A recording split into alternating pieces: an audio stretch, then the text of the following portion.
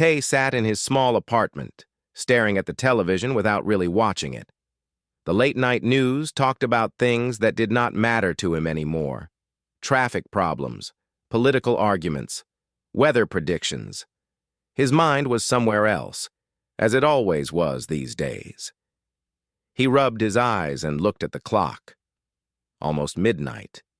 He should sleep, but sleep brought the dreams.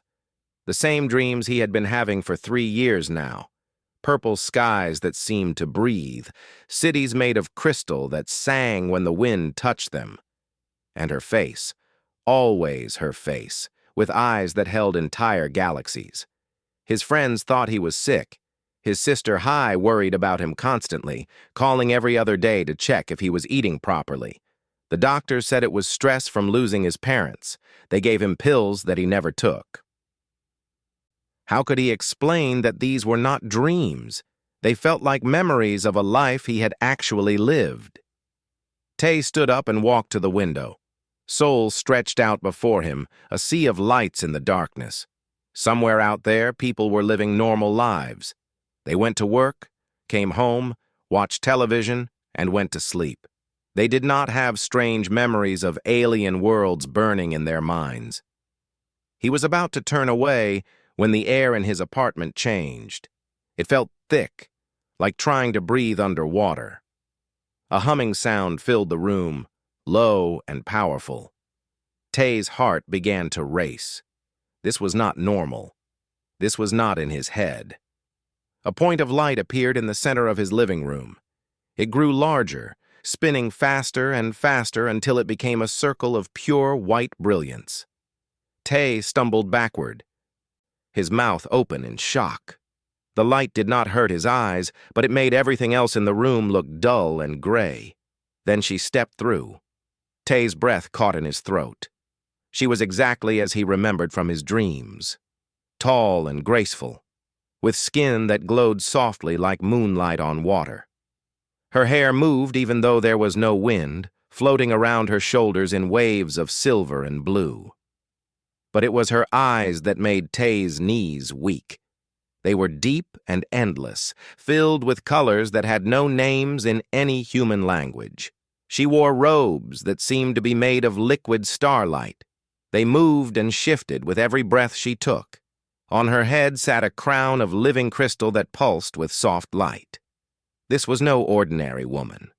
This was a queen. "Tay," she said, and her voice was like music.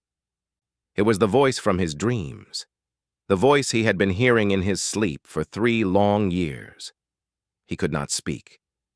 His mouth moved, but no words came out. This was real.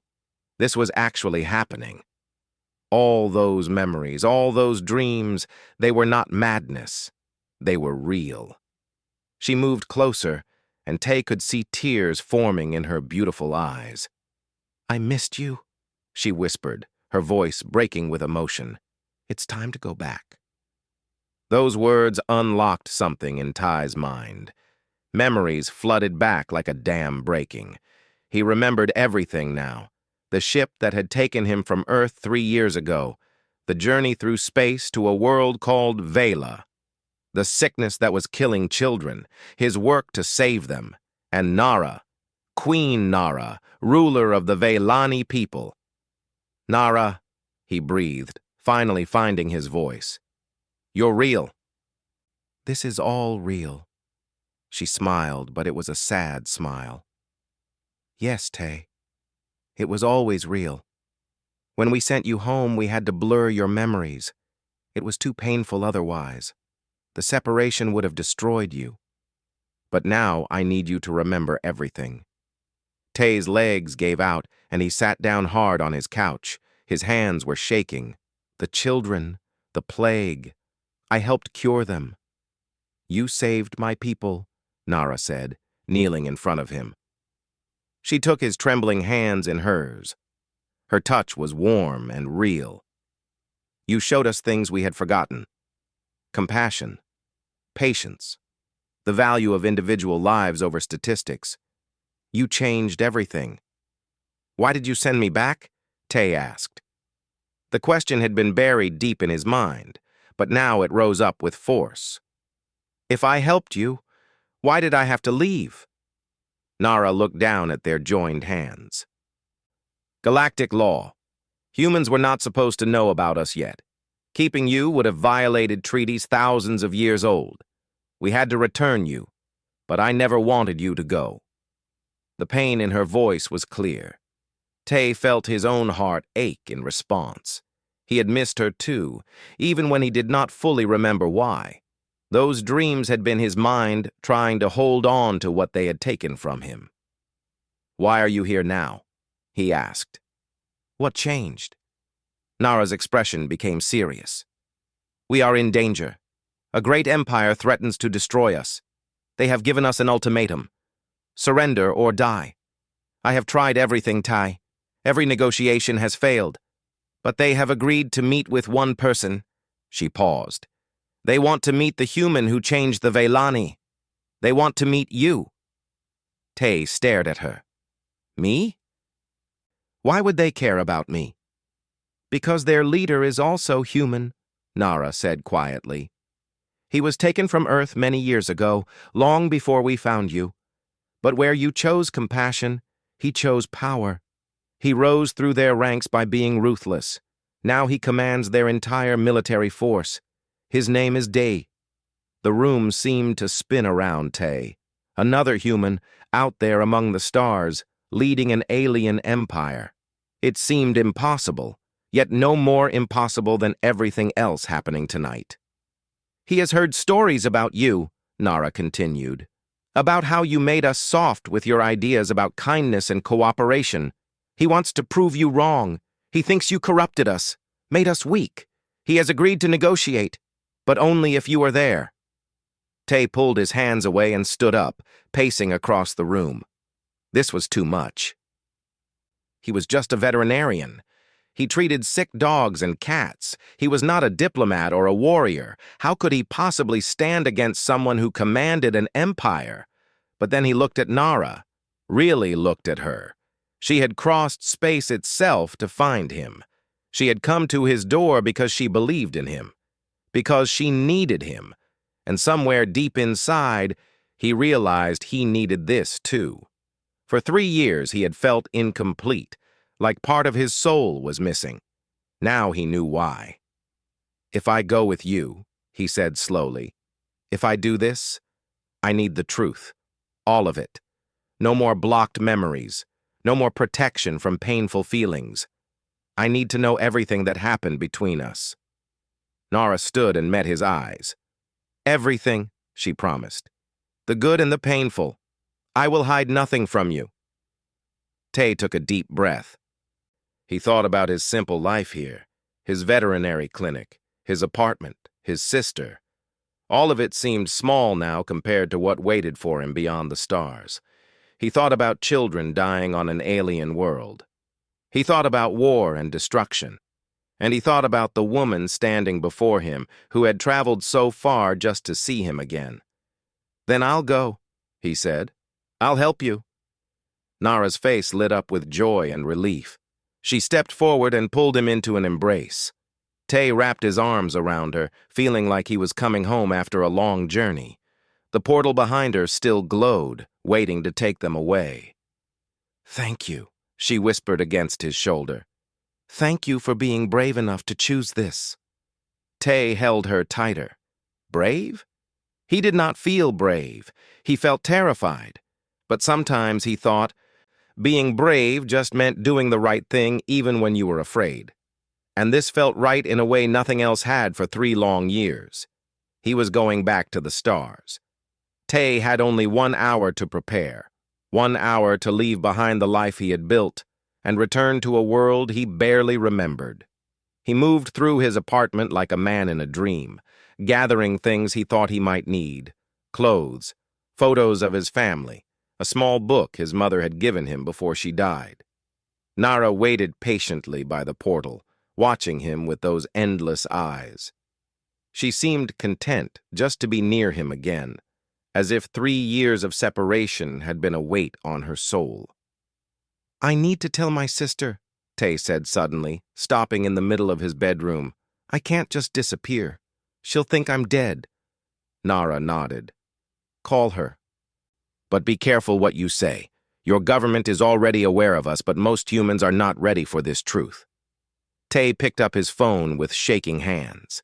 It was past midnight. Hai would be asleep, but this could not wait.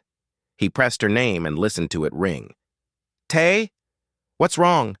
His sister's voice was heavy with sleep and instant worry. Are you okay? I'm fine, Tay said, then laughed at how absurd that was. Actually, I'm not fine. I'm leaving, Hai. Leaving Earth.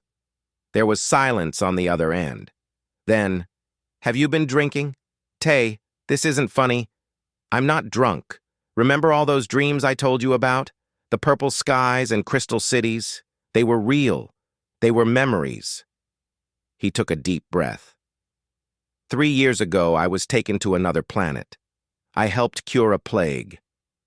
They sent me home but blocked my memories so it wouldn't hurt so much. Now they need me again. Tay, please. You're scaring me. Should I come over? Do you need your medication? I don't need medication, Tay said firmly. I need you to trust me. I'm going to help prevent a war. I don't know when I'll be back, but I will come back. I promise. He could hear his sister breathing hard on the other end. This is insane. You're talking like those conspiracy people online. I know how it sounds. But Hai, have I ever lied to you? Tai looked at Nara, who was watching him with concern. I'm sending you a contact. If I don't come back in 3 months, call them. They'll tell you everything. But I will come back. I love you. He hung up before she could argue more. His hands were still shaking as he typed out a message with the government contact number Nara had given him. Then he turned off his phone and set it on the table. Where he was going, it would not work anyway. Are you ready? Nara asked softly. Tay looked around his apartment one last time. This had been his safe place for 3 years, small and simple, but his. Now it felt like a cage he was finally escaping. Yes, he said. I'm ready. They stepped through the portal together, and the world twisted around them.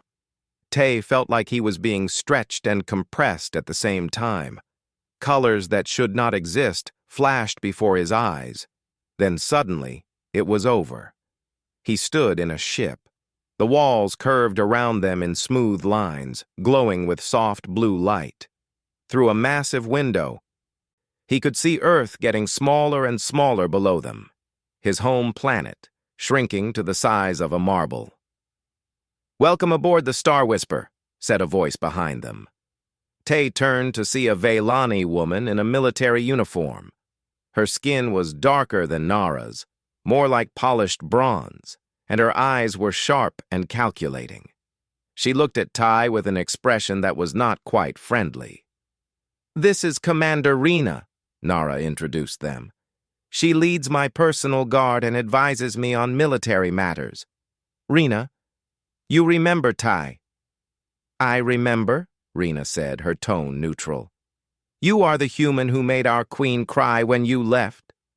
Tay blinked in surprise. He looked at Nara, who had turned away, suddenly very interested in something on a control panel. Her glowing skin had darkened slightly, as if she was blushing. I did not realize, Tay said quietly. Many things were kept from you, Rena replied. For your own protection, we were told. I disagreed then. I disagree now. But I am not the queen. She turned to Nara. We are ready to depart when you give the word, Your Majesty. Nara straightened her shoulders, becoming regal once more. Take us home, Commander. Maximum speed. The ship lurched slightly as they accelerated. Tay grabbed onto a nearby railing, his stomach doing flips. Rena smirked at his discomfort, but said nothing. She bowed to Nara and left the room, her footsteps silent on the smooth floor. She doesn't trust me, Tay observed. She doesn't trust anyone with my safety, Nara corrected. Rena lost her family in the plague. She watched her daughter die in her arms. Then you came and saved thousands of other children. She is grateful, but she also resents that you were not there sooner, and she worries that I care for you too much." Tay felt his chest tighten. "Do you? Care too much?" Nara finally turned to face him fully. In the soft light of the ship, she looked more alien than she had in his apartment, but also more beautiful. "I am a queen," she said. "I have responsibilities to my people that come before my own desires. But yes, Tay, I care for you more than is probably wise." Before Tay could respond, his memories came flooding back with full force. It hit him like a physical blow, and he staggered. Nara caught him, helping him to a bench along the wall. He remembered everything now. Arriving on Vela weak and confused. The Velani scientists treating him like a primitive specimen. The dying children in the medical center. Their parents weeping beside them. And Nara so cold and distant at first, demanding he prove his worth. He remembered working day and night, studying their biology, comparing it to animals he had treated on Earth. The breakthrough when he realized their plague was not a disease at all, but a reaction to their own medical treatment. The moment when the first child opened her eyes after his therapy worked. He remembered Nara's face when she understood what he had done. The way she had looked at him like he was magic itself. The long nights they spent together as he taught her medical staff his methods. The conversations about life and death, about compassion and logic, about what it meant to truly care for someone. And he remembered the last day, standing before the portal that would take him home, Nara's hand in his. The words she had whispered that he could not quite remember until now. "I wish you could stay. I wish things were different." "You loved me," Tay said, the realization hitting him hard. "Even back then, you loved me." Nara's eyes glistened with unshed tears. "Yes, but you were not ready to hear it. You were overwhelmed by everything else. So I let you go and hoped that one day, maybe, I could bring you back." Tay reached up and cupped her face with his hand. Her skin was warm and smooth under his palm. "I loved you too. I think that's why the dreams never stopped. Part of me refused to forget you." She leaned into his touch, closing her eyes. For a moment, she was not a queen. She was just a woman who had missed someone desperately. "The journey to Vela takes 3 days," she said softly. "In that time, I need to prepare you for what we face. The Korthan Dominion is not like my people. They are warriors. They respect strength and despise weakness. Their leader, Day, is human like you, but he has become one of them. He believes compassion is a flaw that should be eliminated." Tay's hand dropped away from her face. "How did he end up there?" "We do not know the full story. He was taken long before first contact protocols existed. He was young, maybe 15. By the time we learned of him, he was already a high commander. He refused every offer to return to Earth." "Maybe Earth had nothing for him to return to," Tay said quietly. Nara looked at him thoughtfully. "Perhaps. But he has caused great suffering in the name of strength. Entire civilizations have fallen to Korthan conquest. We have avoided them until now. But they have found our crystal mines. They want what we have, and they will take it by force if necessary." Tay stood and walked to the window. Earth was gone now, replaced by stars. Millions and millions of stars, stretching out forever. Somewhere out there was Vela, and somewhere else was an empire led by another human, one who had chosen a very different path. "Tell me everything," Tay said. "About the Korthan, about Day, about what you need me to do. If I'm going to face them, I need to understand." Nara came to stand beside him at the window. "Then listen well," she said, "because what I am about to tell you will change how you see the universe forever." And as the ship carried them deeper into space, she began to speak. The 3 days aboard the Star Whisper passed in a blur of information and memory.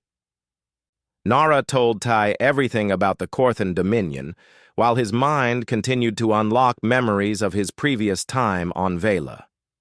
The Korthan were an empire built on one simple idea: the strong survive and the weak perish. They had conquered dozens of worlds, absorbing their resources and enslaving their populations. They did not negotiate unless they saw advantage. They did not show mercy unless it served a purpose. They found our crystal mine 6 months ago, Nara explained as they sat in her private quarters. The crystals are the heart of our technology. They power our ships, our cities, our medical equipment. Without them, our civilization would collapse within a year. Tay studied the holographic display floating between them. It showed the Korthan fleet, massive warships bristling with weapons. There were hundreds of them, maybe thousands. The Velani had perhaps 30 ships capable of combat. "You can't win a war against them," Tay said bluntly. "No," Nara agreed. "We cannot. That is why we must find another way." On the second day, Tay met more of the crew. Most remembered him from before. A young engineer named Sue had been one of the children he saved. She was 16 now, bright-eyed and full of hope. She showed him the improvements they had made to the medical bay based on his old notes. "You taught us that technology alone is not enough," she said as they walked through the ship's corridors. "We were so focused on building better machines that we forgot to see the patients as people. You changed that. Now every medical student learns your name in their first class." Tay felt humbled. He had just been doing what seemed obvious to him, treating his patients with kindness. He had not realized it would become a revolution in how the Velani thought about medicine. But not everyone was happy to see him. Commander Rena made that clear on the third day when she cornered him in the observation deck. "You should not be here," she said without greeting. "The Queen brought you back because she has feelings for you. But feelings are not strategy. They are a weakness the Korthan will exploit." Tay met her hard gaze calmly. "Maybe, but Nara thinks I can help. Don't you trust your Queen's judgment?" "I trust her heart," Rena said. "I question her wisdom in this matter. You are a veterinarian, not a diplomat. What do you know of war and negotiation?" "Nothing," Tay admitted. "But I know people. And Day is a person, even if he leads an empire. He was human once." "Maybe he still is, underneath everything else." Rena laughed, but it was not a pleasant sound. "The Korthan beat the humanity out of him decades ago. There is nothing left to appeal to. He is a weapon pointed at us, and weapons do not negotiate." She left before Tay could respond. He stood alone in the observation deck, watching the stars stream past. Was she right? Was he foolish to think he could reach another human who had survived by becoming something else entirely? That night he found Nara on the bridge, staring at a screen showing their destination. Vela hung in space before them, a jewel of purple and blue. It was beautiful, more beautiful than Tay remembered. 2 moons orbited it, close enough to see clearly. "We arrive in 4 hours," Nara said without turning around. "I wanted to watch it get closer. I have been away too long." Tay came to stand beside her. "You went to Earth yourself? You didn't send someone else?" "I could not ask another to make that journey for me, and I needed to see you myself, to know you were well." She finally looked at him. "Were you?" "Well, I mean." Tay thought about his 3 years back on Earth, the emptiness, the dreams, the feeling that something vital was missing from his life. "No," he said honestly. "I existed, but I wasn't really living. Part of me was always elsewhere." "I know that feeling," Nara whispered. "I have lived it every day since you left." They stood in silence, watching Vela grow larger. Finally, Tay asked the question that had been bothering him. "Why did Day specifically ask for me? How does he even know who I am?" Nara's expression darkened. Word spreads in the galaxy. The Korthan have spies everywhere. They heard about the human who saved the Velani with primitive Earth medicine. They heard that we changed our entire approach to healthcare because of you. Day sees this as corruption. He believes you made us weak when we should have let the sick die and become stronger through natural selection. That's insane, Tay said, anger flaring in his chest. Those were children, innocent children who deserved to live. To the Korthan, there is no such thing as innocence, only strength and weakness. Dai wants to prove that his philosophy is superior to yours. He wants to show the galaxy that compassion is a flaw, not a virtue. The ship began its descent through Vela's atmosphere. Tay watched as purple clouds parted around them. Below, he could see the crystal cities he remembered. They rose from the landscape like music made solid, catching the light of Vela's sun and scattering it in rainbow patterns. It's more beautiful than I remembered, he breathed. Nara smiled. You are seeing it with clear eyes now. No blocked memories, no confusion. This is Vela as it truly is, your second home. They landed in the capital city of Luminara. The moment the ship's doors opened, Ty was hit by a wave of sensation. The air smelled like rain and flowers he had no name for. The light was softer than on Earth, tinted purple by the atmosphere. And the sound. The whole city sang. The crystal buildings hummed in harmony with each other, creating a melody that never stopped. People were waiting for them. Hundreds of Velani, all colors and shapes, all pressing forward to see the ship. When Nara stepped out, they cheered. But when Tay appeared behind her, the cheering became deafening. "The gentle voice has returned," someone shouted. "The healer is here," another cried.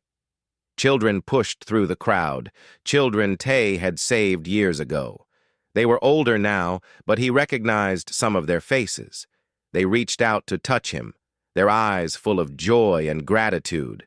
Parents wept openly, thanking him in words he was only beginning to understand again. Tay felt overwhelmed. He had not expected this. On Earth, he was just an ordinary veterinarian. Here, he was a hero.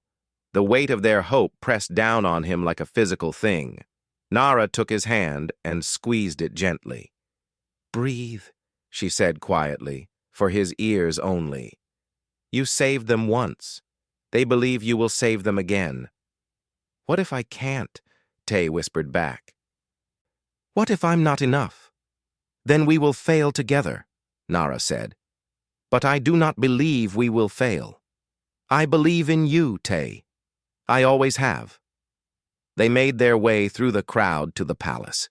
It rose from the center of the city, a structure of living crystal that pulsed with inner light.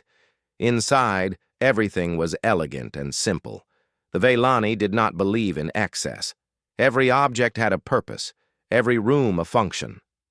Nara led him to a suite of rooms that had been prepared for him. They were the same rooms he had stayed in before, and seeing them brought another flood of memories. He remembered sitting by that window, talking to Nara for hours about the differences between Earth and Vela.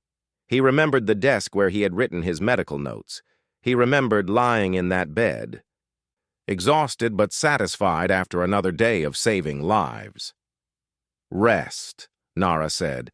"Tomorrow we meet with the council to plan our approach. The day after that we travel to the neutral station where Day has agreed to negotiate." Tay caught her hand before she could leave. "Stay," he said. "Just for a little while. I don't want to be alone right now." Nara's eyes softened. She came and sat beside him on the bed, their hands still joined. "I am afraid," she admitted. "I am a queen. I am not supposed to show fear. But I am terrified that this plan will fail, that I will lose my people, that I will lose you again." Tay pulled her closer, wrapping his arms around her. She fit against him perfectly, her head resting on his shoulder. "Whatever happens," he said, "we face it together. No more separations, no more blocked memories. If I'm going to be here, really here, then I need to know everything is real. It is real, Nara promised. All of it, my feelings, your importance to my people, the danger we face, but also the hope, the belief that there is another way besides violence and conquest. They sat like that for a long time, taking comfort in each other's presence. Outside the window, Vela's twin moons rose over the crystal city. The buildings sang their eternal song, a lullaby that promised beauty even in the face of destruction. Tay thought about Day, the human who had chosen power over compassion. Tomorrow he would begin preparing to face him, but tonight he let himself simply be here, in this moment, with this woman who had crossed space itself to find him. He was home, and he would fight to protect it. The neutral station floated in the empty space between Velani and Korthan territory. It was ancient, built by a civilization that had died out thousands of years before either empire existed. Its walls were thick metal, scarred by age and micrometeorite impacts. Inside, the air was cold and smelled like rust. Tay stood in the docking bay, watching as the Korthan ship approached. It was massive, all sharp angles and weapon ports. Where the Velani ship had been elegant, this was brutal, built to intimidate and destroy. "Remember," Nara said quietly beside him, "do not show fear. The Korthan see it as weakness, and they will push harder if they sense it." Commander Rena stood on Tay's other side, her hand resting on her weapon. "If this goes wrong," she said, "we get the Queen out first. Everything else is secondary." Tay nodded, his mouth dry. He wore formal clothes borrowed from the Velani, simple but dignified. Nara had wanted him to look like himself, not a copy of her people. "Let them see you are human," she had said. "Let Day see what he gave up." The Korthan ship docked with a loud clang that echoed through the station. The airlock cycled open, and Tay got his first look at the people who wanted to destroy Vela. They were huge. The Korthan soldiers stood nearly 7 feet tall, covered in armor that looked like it had been grown rather than built. It was dark red, almost black, with ridges and spikes that made them look like walking nightmares. Their faces were hidden behind helmets, but Tay could see their eyes through the visors, cold, calculating, predatory. They marched into the station in perfect formation, weapons held ready. There were at least 20 of them, each one looking capable of tearing Tay apart with their bare hands. But they were not what made Tay's breath catch. The man walking behind them was. Day looked human at first glance. He was shorter than the Korthan, normal height for a Korean man, but everything else about him screamed danger.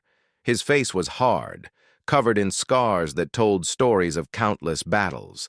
His eyes were dark and empty, like looking into a void. He wore Korthan armor, but it had been modified to fit his smaller frame. On his hip hung a weapon that looked like it could cut through steel. When those empty eyes found Tay, something flickered in them. Recognition, assessment, and something that might have been contempt. "So," Day said in Korean, his voice rough from disuse, "you are the one who made the Velani soft." Tay forced himself to stand straight to meet that terrible gaze. "I am Tay. I helped cure a plague that was killing children." "You interfered with natural selection," Day corrected. "The weak should die. That is how species become strong. But you taught them to value weakness, to waste resources on those who cannot contribute." "I taught them to value life," Tay said, anger pushing past his fear. "All life, not just the strong." Day smiled, but it was not a pleasant expression. "And how has that worked out for them? They face annihilation because they chose compassion over strength. My fleet surrounds this sector. One word from me, and Vela burns." Nara stepped forward, her voice regal and controlled. "You asked for this meeting, Commander Day, surely not just to insult us. State your terms." Day's eyes moved to Nara, and Tay saw something shift in them. Not attraction, but a kind of cruel amusement. "You are even more beautiful than the report said, Queen Nara." Such a waste. In the Korthan Empire, you would be a great warrior. Instead, you hide behind pretty crystals and weak philosophies. Our philosophy has kept our people alive for 10,000 years, Nara said calmly. How long has the Korthan Empire existed?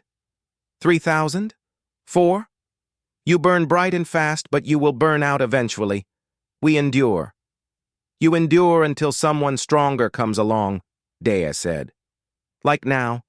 My terms are simple. Give us the crystal mines, teach us how to use them. In exchange, we will not destroy your cities. You may continue to exist as a vassal state under Korthan protection.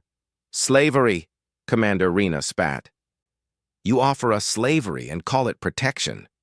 Day shrugged. Call it what you like. Those are the only terms where you survive. Tay had been quiet, listening and thinking. Now he spoke up. What about a different option? One where everyone gains something instead of one side taking everything? Day turned back to him, eyebrows raised. Such as? An alliance, Tay said. The Velani provide crystal technology. The Korthan provide military protection. And Earth provides medical knowledge and diplomatic mediation. 3 civilizations working together instead of one dominating the others. The silence that followed was heavy. The Korthan soldiers shifted, their armor making grinding sounds. Day stared at Tay like he had grown a second head. Then Day laughed. It was a harsh, bitter sound that had no joy in it. An alliance? With the weak? Why would the Korthan ever agree to share power when we can simply take what we want? Because taking creates enemies, Tay said, stepping closer despite the fear screaming at him to stay back. You can conquer Vela, yes, but you will make enemies of everyone watching. Other civilizations will band together against you. You will spend all your resources fighting wars on every border. But if you choose cooperation, you become a partner instead of a threat. You gain access to technology and knowledge through agreement instead of theft. Cooperation is for the weak, Day said, but his voice was less certain now. I learned that lesson the hard way. When I was taken from Earth, I was weak. I tried to appeal to my captors' compassion. I begged them to send me home. Do you know what they did? His eyes were hard. They beat me until I stopped begging. They taught me that mercy is a lie we tell ourselves. The only truth is power. Tay felt a wave of sympathy for the boy Day had been. 15 years old, alone and terrified, learning all the wrong lessons. I'm sorry that happened to you, he said quietly. But you are not the only human who has suffered. You are not the only one who had to adapt to survive. The difference is that you chose to become like your captors. I chose to stay myself. And which of us commands an empire? Day challenged. Which of us has real power? You command an empire, Tay agreed. But are you happy? Do you have people who care about you, or just soldiers who follow orders? When you are alone at night, do you feel satisfied with what you have become? For just a moment, Tay saw something in Day's eyes. Pain. Regret. Loneliness. But it vanished as quickly as it appeared, buried under layers of hardness. Happiness is irrelevant, Day said. Survival is all that matters. Then let me prove cooperation works better than conquest, Tay said. You mentioned the Korthan have a problem, something even your advanced military cannot solve. Give me a chance to help. If I succeed, you seriously consider the alliance. If I fail, you get what you wanted anyway. The Velani surrender. Day's eyes narrowed. How do you know about our warrior sickness? I didn't, Tay admitted. But you wouldn't be here if you didn't have problems. No empire negotiates from pure strength. You need something from the Velani, or you would have just attacked. And I am guessing it is not just the crystals. A long silence followed. Tay could see Day thinking, calculating. Finally, the Korthan commander spoke. Our warrior caste is dying. We augmented their genetics to make them stronger, faster, better.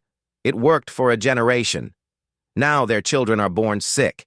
They rarely live past 20 years. Our best scientists have failed to find a cure. The Empire's strength is fading with each death. He looked at Tay with challenge in his eyes. If you are so clever, human, fix what we cannot. You have 1 week. If you succeed, I will listen to your alliance proposal. If you fail, Vela becomes ours. Nara started to protest, but Tay held up his hand. I accept your terms. Day smiled, and this time it reached his eyes, though it was not a kind expression. Good. I will send you all our medical data. Work fast, veterinarian. The clock is already ticking.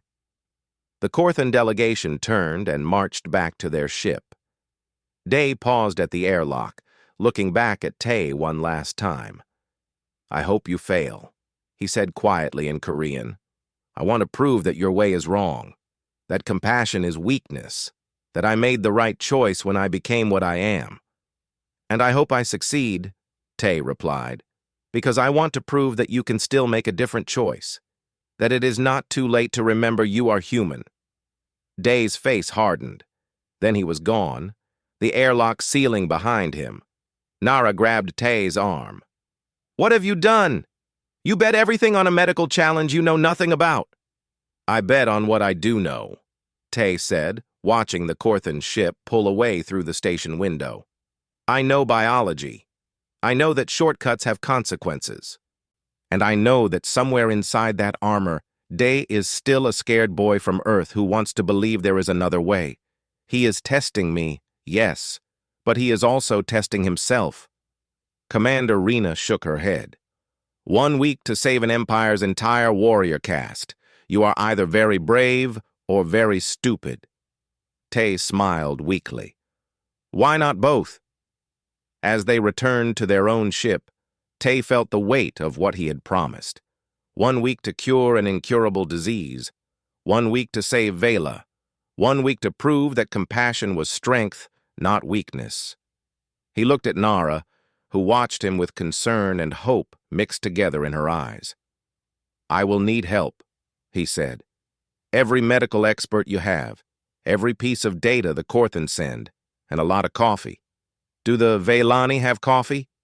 Despite everything, Nara laughed. We will find you something. Come. We have work to do. The ship turned toward Vela, carrying them back to prepare for the hardest challenge Ty had ever faced. The medical data from the Corthan filled 3 entire rooms in the palace. Tay stood in the middle of it all, surrounded by holographic displays showing genetic sequences, patient histories, and failed treatments. His head hurt. His eyes burned from lack of sleep. But he kept working. It had been 4 days. He had 3 days left. Nara brought him food that he barely touched. Sue, the young engineer he had saved years ago, helped him organize the data. Velani doctors came and went, offering suggestions that Ty carefully considered. But nothing was working. Every angle he examined led to a dead end. Tell me again what the Corthan did, Tay said to the head of Velani Medical Research, an older man named June. June pulled up the genetic modifications on the holographic display. They wanted their warriors to be perfect. Stronger muscles, denser bones, faster reflexes, better healing. They edited out genes they considered weak, genes related to emotional processing, genes that controlled empathy, even genes that had no obvious purpose. Tay stared at the display, something nagging at the back of his mind. Genes with no obvious purpose, he repeated. That sounds familiar. He pulled up his notes from the Velani plague he had cured 3 years ago. There it was. The Velani had tried to protect their children from radiation by adding protective genes. But they had not accounted for how those genes would interact with existing systems. The cure had not been adding more modifications. It had been stopping the modifications and letting nature fix itself. They made the same mistake, Tay breathed. They treated genetics like a machine where you can just swap out bad parts for good ones. But biology is not a machine. It is a system where everything connects to everything else. Sue leaned forward, excited. So the genes they removed, the ones they thought were useless, they were not useless, Tay finished. They were buffers, safety valves, ways for the body to handle stress and unexpected changes. By removing them, the Korthan created warriors who were stronger in the moment but could not adapt over time. Their children inherit all these powerful modifications, but none of the flexibility needed to handle them. June looked skeptical. If the solution is to reverse the genetic modifications, the Korthan will never accept it. It would make their warriors weaker. Not weaker, Tay said, pacing now as his mind raced. Different. Yes, they would lose some of their raw strength, but they would gain something more valuable. The ability to adapt, to survive long-term, to have healthy children who grow into healthy adults. He turned to Nara, who had been watching quietly from the doorway. The Korthan value strength above everything. But what is the point of strength if your civilization dies out in 2 generations? Real strength is not just about power. It is about endurance, about building something that lasts. Nara smiled. You are going to tell Day that his perfect warriors need imperfection to survive. Exactly, Tay said. And I can prove it works. We have 3 days to develop the treatment and test it. The next 72 hours were a blur. Tay worked with the Veilani medical team to design a gene therapy that would reintroduce the missing genetic diversity. Not all at once, which would be too shocking to the system, but gradually over several treatments, allowing the body to adjust. They tested it on computer simulations first, then on tissue samples the Korthan had provided. The results were promising, but not perfect. There were risks. The treatment could fail. It could even make things worse in some cases. It needs refinement, June said on the 6th day. We need more time to test, to adjust the dosages. We don't have more time, Tay said. Tomorrow is day 7. We give Day what we have and hope it is enough. That night, Tay could not sleep. He stood on the balcony of his room, looking out over Luminara. The Crystal City sang its eternal song, beautiful and fragile. Tomorrow, its fate would be decided. Nara found him there, as he somehow knew she would. She wore simple clothes, not her royal robes. Her hair was loose, flowing around her shoulders.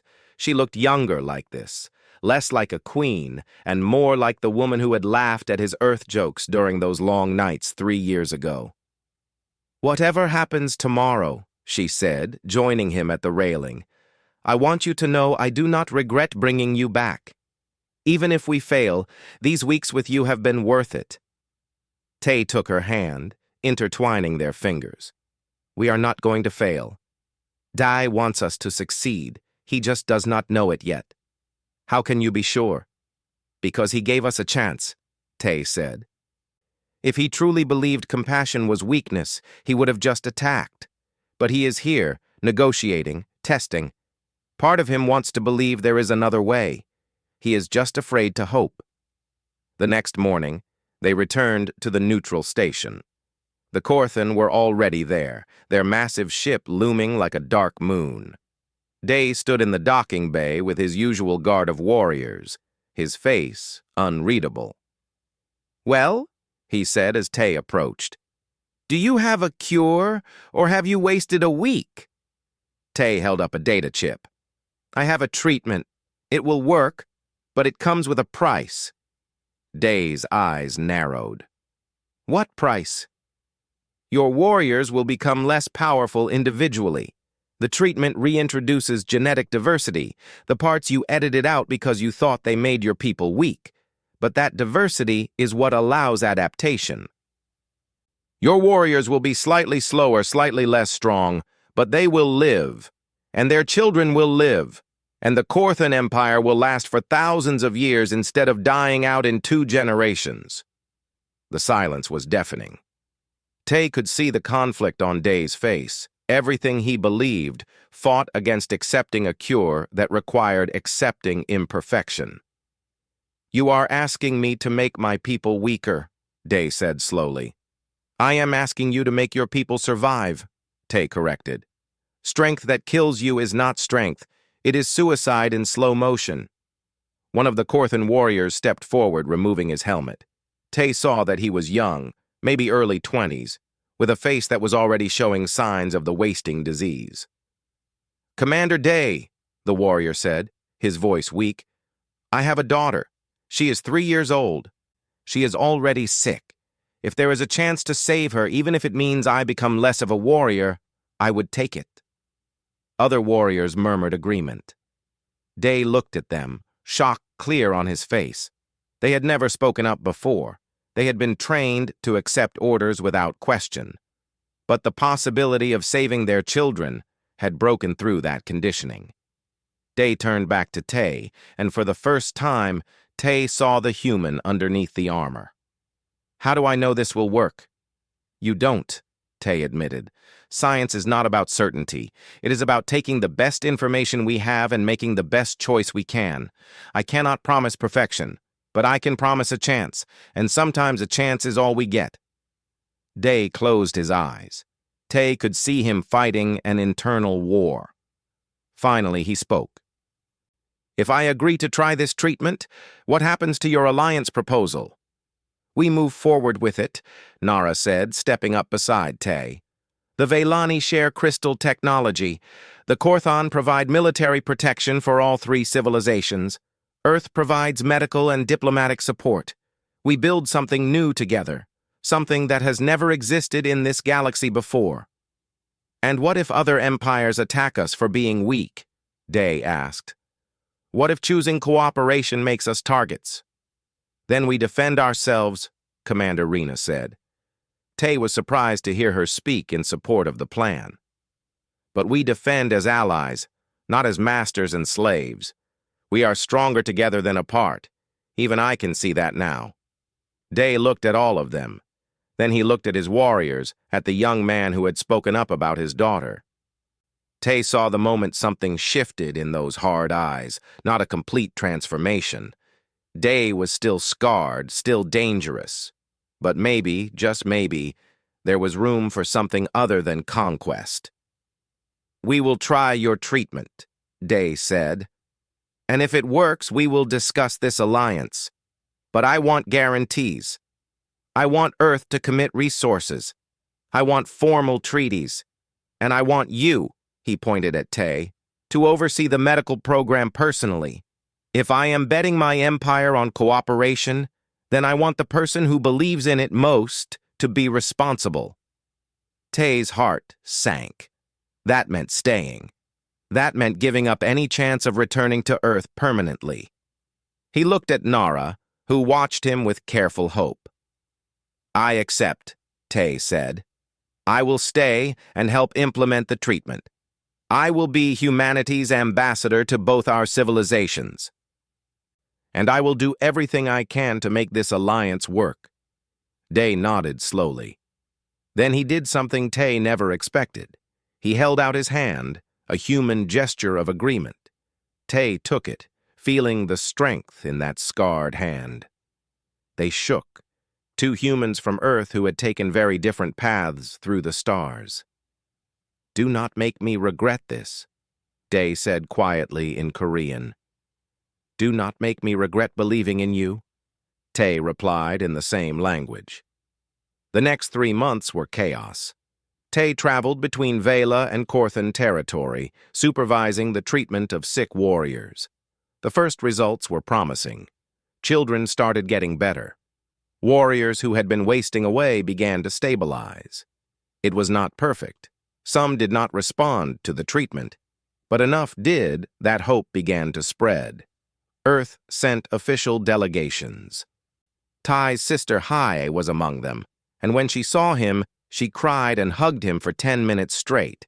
She loved Vela immediately, fascinated by the singing crystals and bioluminescent forests.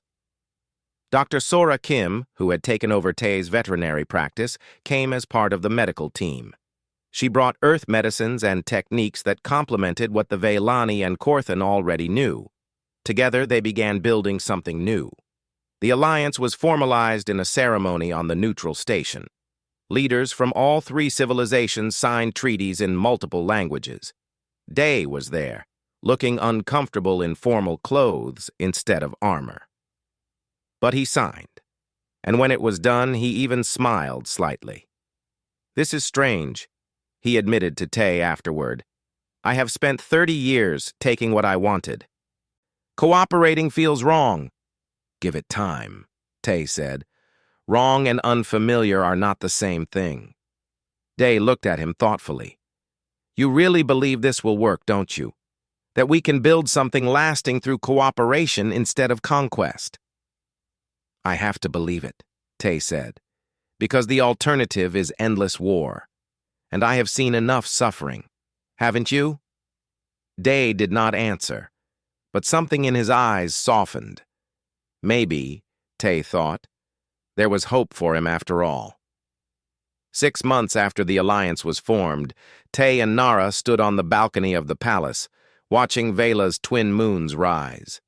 The city sang around them, and for the first time in a long time, Tae felt at peace. "Do you miss Earth?" Nara asked. "Sometimes," Tae admitted. "I miss the rain. I miss Korean food. I miss the way everything was simple and small." He pulled her closer. "But I would not trade this for anything. This is where I belong, with you, building something new." Nara leaned her head against his shoulder.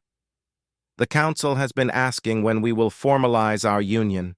Queens do not usually marry outside their species, but these are unusual times." Tae smiled. "Are you asking me to marry you, Queen Nara?" "I am suggesting that you ask me," she said, a hint of laughter in her voice. "It would be the proper human tradition, would it not?" Tae turned to face her, taking both her hands in his. "Then let me do this right. Nara, Queen of the Veilani, love of my life, will you marry me? Will you let me spend the rest of my days helping you build a better galaxy?" "Yes," she said simply, tears shining in her galaxy eyes. 1,000 times yes. They kissed as the moons rose over Luminara, two beings from different worlds choosing to build a future together. Below them, the city sang. Above them, stars shone.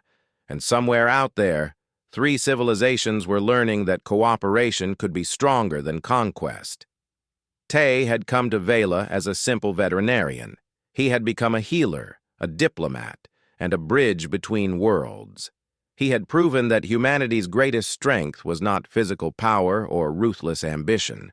It was the courage to care, to hope, to choose compassion even when it seemed foolish. He had shown that in a galaxy of endless conflict, choosing connection was the most revolutionary act of all. And as he held Nara close, watching the world they would build together, Tae knew he had finally found what he had been searching for all along. Not just a home among the stars, but a purpose worth living for. The future was uncertain. There would be challenges ahead, but they would face them together, human and Veilani, building something that had never existed before. An alliance based not on dominance, but on mutual respect. Not on fear, but on hope. And that, Tae thought, was worth everything.